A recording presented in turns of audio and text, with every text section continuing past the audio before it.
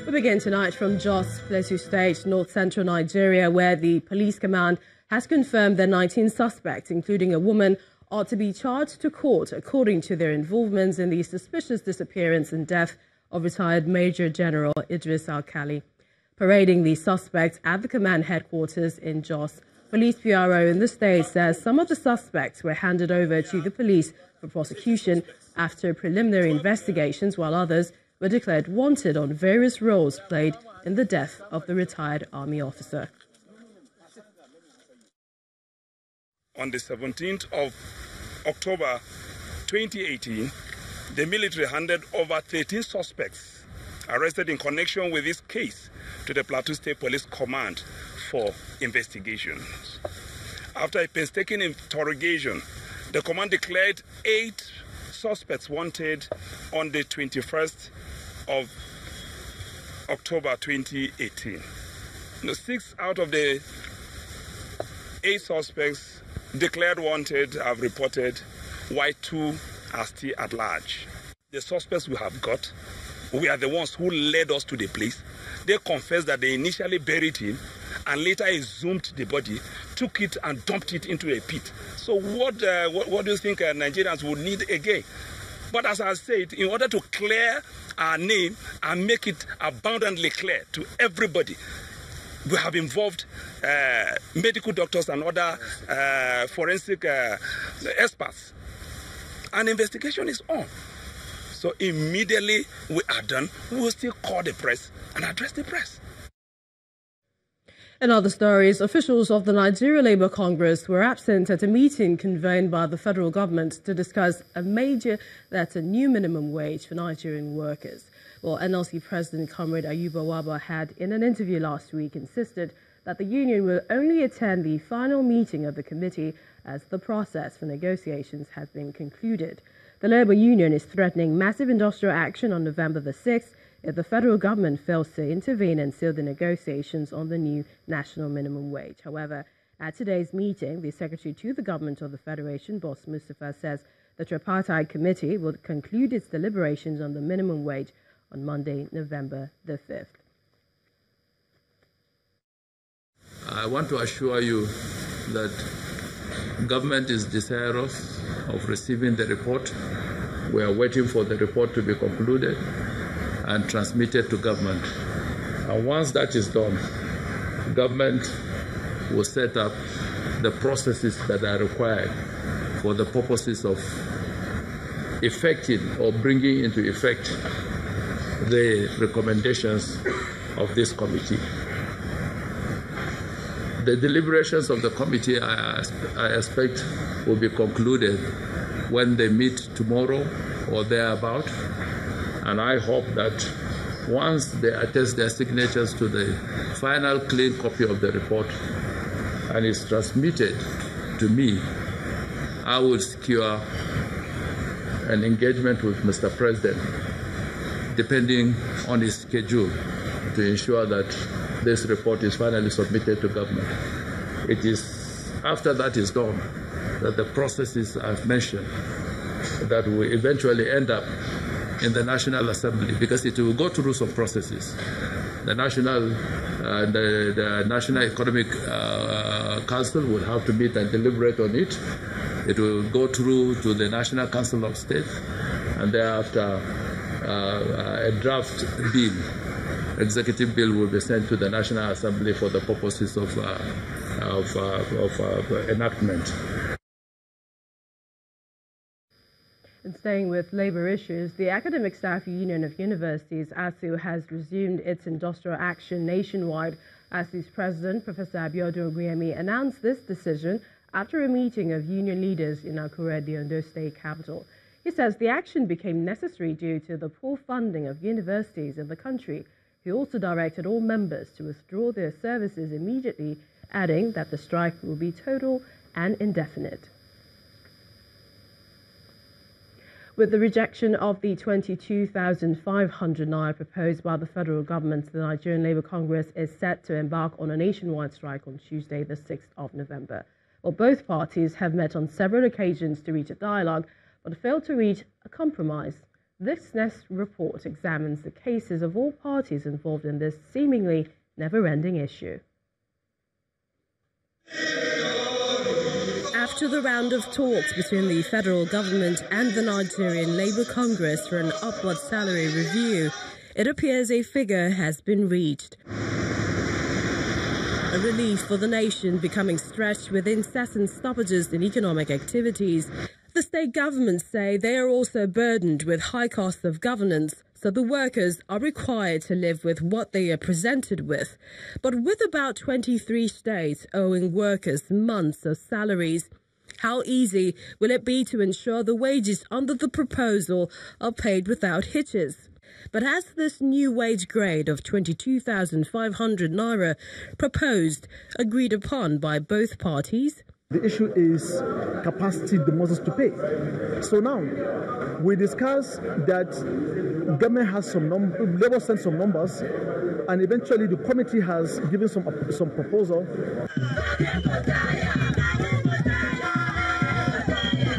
Before now, the wage grade of 18,000 naira was what workers lived on, so it will be interesting to see how an addition of 4,500 naira will be adequate for families struggling to cope with rent, tuition, feeding for the household, medical bills, transportation and extended family responsibilities. What makes it more crushing for the civil servants is that during political campaigns, the promise of better wages is also used to win them over. Unfortunately, the promise is fulfilled for a short while. Let every state governor go back to his states, gather his workers and pensioners, and tell them whether he's willing to pay 30,000 minimum wage or not.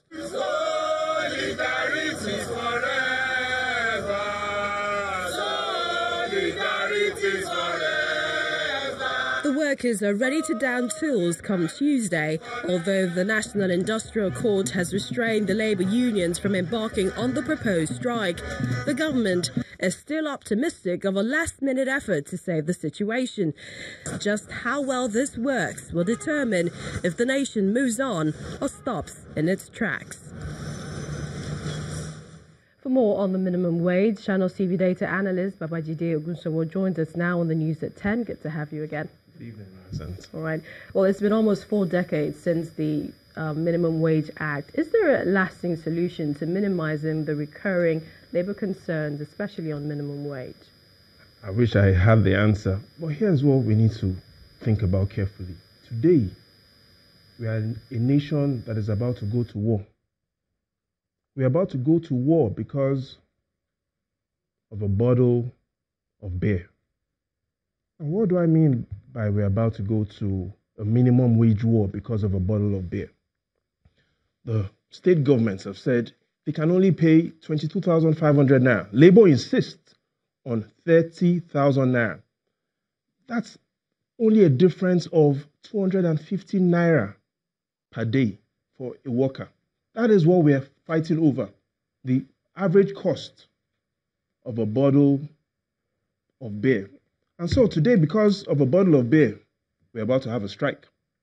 So let's look at why, first, the federal government is struggling to afford the bottle of beer, why the state government is struggling to afford the bottle of beer, and why the organized private sector are struggling to pay the minimum wage. The first, the federal government.